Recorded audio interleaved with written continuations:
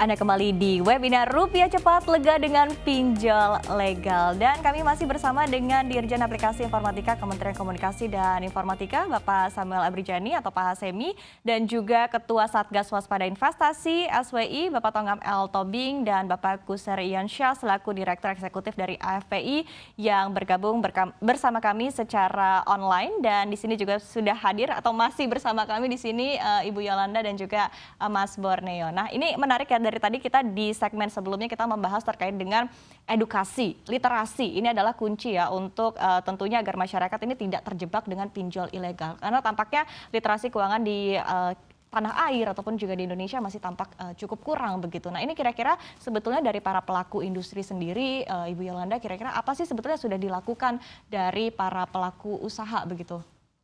Iya, kalau untuk edukasi sendiri atau bagaimana kami selaku pelaku industri turut bersama-sama dengan asosiasi, itu biasanya kami memang, maksudnya dari AFPI itu kan sendiri memang ada kegiatan sosialisasi ya, mungkin nanti akan Pak Kus jelaskan lebih rinci, yang mana memang sosialisasi ini dilakukan secara berkala dan memang rutin. Dan biasanya dalam sosialisasi tersebut Rupiah Cepat ikut aktif terlibat dalam kegiatan sosialisasi tersebut. Misalnya biasanya AFPI itu memberikan literasi ke teman-teman di mahasiswa untuk menyasar teman-teman di tingkat pendidikan. Atau enggak kalau biasanya tuh juga dari AFPI sendiri mengadakan Fintech Days atau Fintech Exhibition di beberapa wilayah di Indonesia, khususnya di luar Pulau Jawa. Kemudian untuk dari Rupiah Cepat sendiri, mungkin bisa lebih ditegaskan oleh Kak Borna ya selaku PR kita yang memang senantiasa mengadakan kegiatan-kegiatan yang sifatnya mengedukasi atau meningkatkan literasi finansial. Oke, silakan Mas Borneo. Jadi Mbak Sarifah, kami kan sebenarnya literasi itu se-Indonesia ya Mbak, jadi nggak hanya fokus pada di Jakarta. Jadi fokus Rupiah Cepat saat ini, kami juga berpotensi menyasar wilayah-wilayah di luar Pulau Jawa tentunya Mbak. Dan juga kami menggunakan saluran sosial media channel karena yang paling mudah saat ini. Dan juga kami juga mengutilize penggunaan TikTok dan lain untuk memberikan informasi bahwa seperti ini loh cara melakukan pinjaman online, cara memilih pinjaman online yang tepat, seperti itu sih Mbak. Oke, ini menarik ya, berarti memang sudah dilakukan terus edukasi kepada masyarakat begitu ya. Nah, tapi kalau dari asosiasi sendiri, saya akan ke Pak Kus. Dari Pak Kus, seperti apa sih Anda melihat yang sudah dilakukan oleh pihak dari yang tergabung dalam asosiasi untuk mengedukasi dan juga memberikan saran-saran tips and trik kepada masyarakat untuk memilih pinjaman online yang legal tentunya? Baik, Silakan Pak Kus. Sarifah. Jadi tahun 2019-2020 yang lalu kami banyak melakukan kegiatan edukasi ke kalangan kampus ya, kepada mahasiswa, kepada dosen, karena mahasiswa dan dosen ini adalah agent of change, agent of informasi. Jadi kalau kita sampaikan informasi kepada mereka, maka kita berharap informasi ini juga akan disebarluaskan ke banyak pihak. Nah, sekarang di tahun 2022 ini kami lebih ingin berfokus untuk melakukan sosialisasi tentang layanan fintech ini, seperti yang disampaikan oleh Pak Semi dan Pak Tonggam tadi, harapannya agar masuk lebih dalam ke UMKM. Jadi kami ingin masuk ke komunitas UMKM, ekosistem UMKM, agar betul-betul sudah semakin paham, semakin tahu bahwa ada layanan fintech ya, yang tersedia, ya, yang legal, yang mereka bisa manfaatkan untuk mendukung berbagai keperluan modal kerja, usaha dari para UMKM ini ya. Baik, UMKM ini juga termasuk dalam arti ya usaha mikro, usaha mikro, ultra mikro, usaha mikro.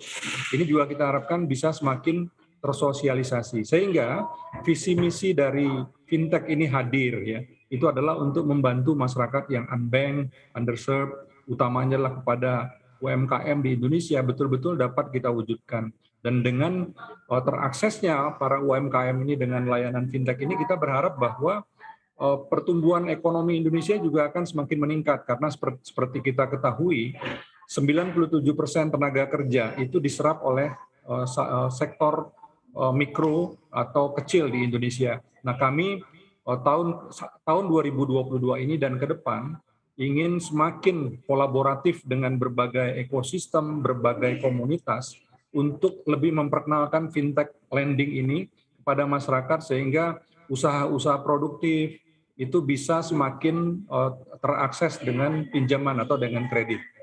Begitu, Mbak Oke. Sarifah. Oke, itu dia tadi ya, edukasi-edukasi yang sudah dilakukan oleh pelaku industri tentunya. Dan ini menarik kalau kita membahas terkait dengan tips and trik, kemudian juga cara-cara untuk membedakan antara pinjol legal dan juga ilegal. Ini saya akan ke Pak Tongam terlebih dahulu. Pak Tongam yang selalu berurusan ya dengan pinjol-pinjol ilegal. Anda sendiri melihatnya seperti apa sih tips and trik yang bisa dilakukan oleh masyarakat agar terhindar begitu atau tidak terjebak dengan pinjaman online ilegal? Ya, memang perlu edukasi ke masyarakat dengan tips tentunya. Kami selalu mengatakan ada 4 tips untuk meminjam secara online. Yang pertama, pinjam hanya pada fintech lending atau pinjaman online yang berizin di OJK. Saat ini ada 103 pinjaman online yang berizin di OJK. Di luar itu ilegal, pasti ilegal. Dan juga jangan sampai terjebak di sana dengan mengakses link yang ada di SMS atau media sosial. Jadi pastikan bahwa hanya 103 pinjol itulah yang menjadi tujuan peminjaman secara online.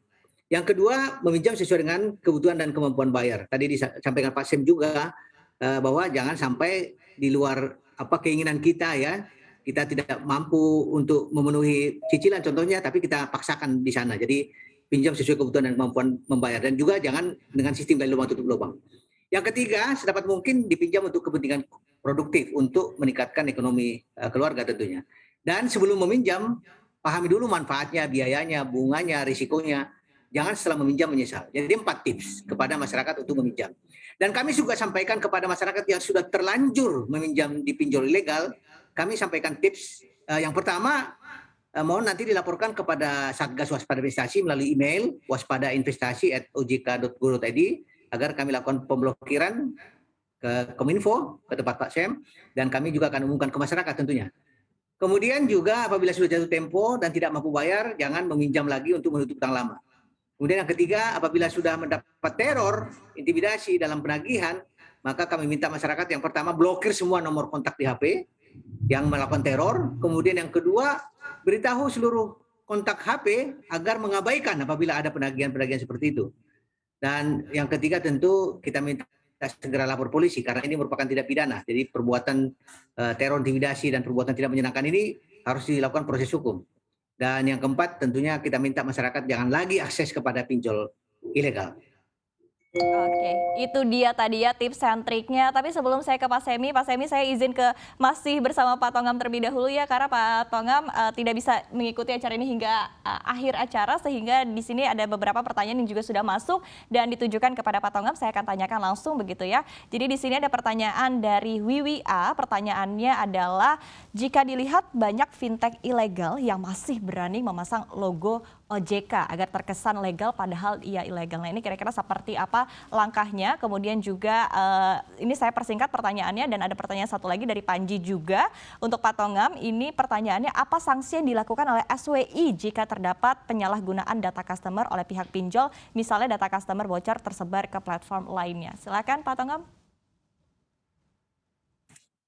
Ya, terima kasih Mbak Wiwi tadi menggunakan logo OJK. Memang ini modus-modus dari mereka untuk meyakinkan masyarakat bahwa mereka ini bisa menjadi tempat pemberian permintaan pinjaman dari masyarakat. Tapi yang pasti tadi hanya satu kuncinya, pastikan bahwa pinjol yang kita akses atau kita akan download itu adalah 103 di antara 103 yang terdaftar berizin di OJK. Jadi daftar 103 ini bisa dilihat di website ojk.go.id atau di media sosial OJK, dan di banyak ini akses data tentunya ada 103 pinjaman online ini. Kadang-kadang juga mereka menggunakan yang ilegal ini memang sering menggunakan logo OJK atau logo Kominfo, logo Kementerian Koperasi yang biasanya meyakinkan masyarakat kita untuk melaksanakan, memudahkan modus-modus penipuan dari mereka. Jadi pastikan bahwa pinjol itu ada di 103 yang berizin di OJK. Itu aja kuncinya, Mbak Wiwi. Kemudian Pak Panji, mengenai penyalahgunaan data pribadi, jadi memang di dalam pinjaman online ilegal ini, mereka itu selalu meminta kita mengizinkan semua data dan kontak di HP untuk bisa diakses. Malah petakannya di situ sebenarnya. Pada saat kita memberikan data kontak HP kepada mereka, semua orang-orang yang ada di kontak kita itu akan mengalami teror, intimidasi, akan dihubungi apabila kita tidak membayar. Mengenai penyalahgunaan data ini memang sudah masuk proses hukum apabila dilaporkan ke penegak hukum tentunya. Satgas Waspada Investasi hanya merupakan forum koordinasi untuk menghentikan kegiatannya, melakukan pemblokiran kepada Kominfo, kemudian kita mengumumkan ke masyarakat tentunya. Jadi apabila masyarakat kita sudah mengalami kerugian dengan adanya penyalahgunaan data, ini kami mengharap lapor ke polisi tentunya. Karena mereka modusnya ini adalah data-data itu memang diperjualbelikan di antara mereka. Misalnya ada masyarakat kita yang tidak meminjam, merasa meminjam, tapi dapat transfer dana. Karena datanya memang dari pinjol ilegal A ke B ke C seperti itu. Dan juga di dalam penagihan juga mereka ini merupakan satu sindikat juga. Misalnya kita pinjam di pinjol A ini pada saat kita jatuh tempo tidak mengembalikan, dia akan bilang pinjam di pinjol B. Nah, padahal mereka juga seperti itu yang sindikat dari mereka. Nah, oleh karena itu memang yang menjadi pegangan bagi kita seperti dikatakan Pak Sem tadi, literasi digital, bahwa jangan sembarangan memberikan akses data dan kontak HP kita kepada siapapun. Karena bagi pinjol ilegal yang legal itu tidak dibolehkan, dilarang. Demikian. Terima kasih sekali Pak Tongam, ini jawabannya sangat komprehensif begitu ya. Sekali lagi juga terkait dengan data ini menarik ya, dan ini langsung saja saya akan tanyakan kepada Pak Semi. Pak Semi, dari Kominfo sendiri seperti apa sih langkah-langkah yang dilakukan agar tentunya data dari para peminjam online ini bisa aman begitu ya, dan kira-kira langkah-langkah apa yang akan dilakukan oleh Kominfo untuk menanggapi ataupun juga untuk menindak pihak-pihak yang menyebarkan data tersebut? Pertama, memang masyarakat harus mengakses pada layanan yang resmi. Karena dengan layanan resmi itu mereka pasti mematuhi ketentuan-ketentuan yang ada. Contohnya yang di asosiasi fintech ini pun sudah punya yang namanya code of conduct. Mereka sudah punya kesepakatan bersama. Ini yang saya sangat apresiasi, dan itu di awal-awal pembentukan asosiasi pun mereka sudah mempunyai up-to-date-nya bagaimana menghandle data pribadi. Jadi memang kalau kita berhubungan dengan orang yang ilegal, bahayanya di situ. Kita nggak tahu bagaimana, dia tidak punya etika dan tidak punya kepatuhan hukum. Mereka akan menggunakan apapun caranya untuk menguruk keuntungan saja, tidak lebih dari itu. Dan dia tidak ada yang namanya empati segala macam. Dia justru akan mengeksploitasi apa yang kita alami gitu. Jadi untuk itu pertama kali kan sudah ada 103 ini cukup banyak. Jadi kalau terima SMS atau terima WA, cek aja namanya ada nggak di listnya OJK. Kalau enggak, nggak usah. Atau di listnya Kominfo juga ada. Kalau enggak, jangan. Cari yang ada ini, yang ada. Nah, saya rasa kalau dia ilegal itu bahayanya. Dia akan mengambil data-data bukan hanya nanti buat pinjolnya, untuk transaksi kita pinjam-meminjam dengan dia tidak ada etika, dia bisa sebarkan data kita kemana aja, dia bisa jual data kita kemana aja. Nah, permasalahannya memang saat ini kebanyakan dari mereka adalah menaruhnya servernya di luar dan penanggung jawabnya tidak ada. Nah, yang sekarang yang bisa kita lakukan adalah mengejar afiliatornya, seperti yang kita lakukan dalam penegakan hukum untuk binary auction umpamanya. Nah, ini juga gitu, kalau ada orang tukang tagihnya, kita bisa telusuri, nah itu mereka juga kena.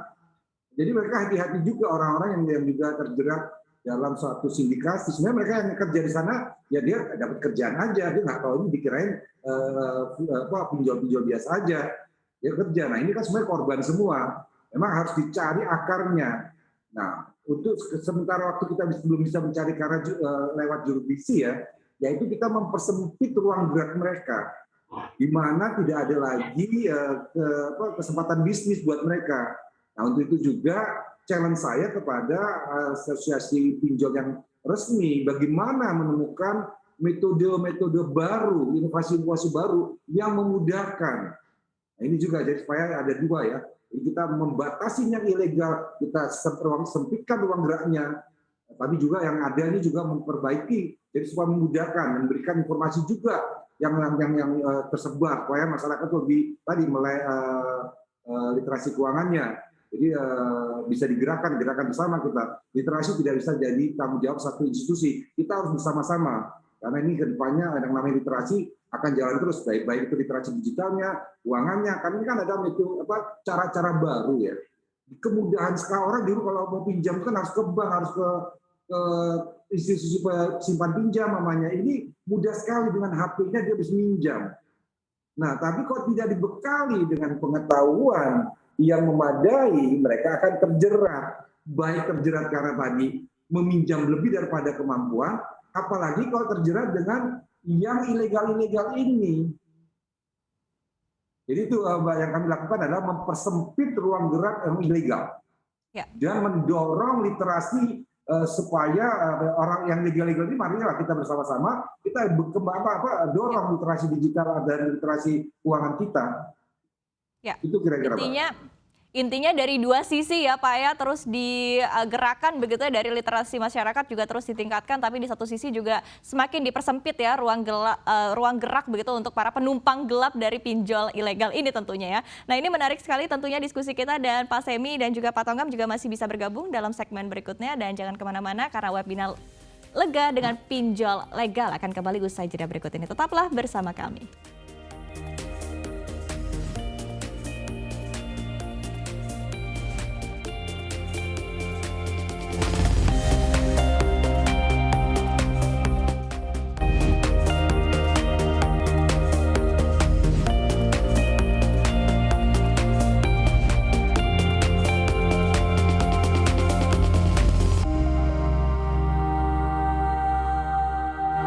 Jangan lupa unduh aplikasi CNBC Indonesia di Google Play Store dan App Store untuk ikuti terus perkembangan terkini terkait berita ekonomi dan bisnis.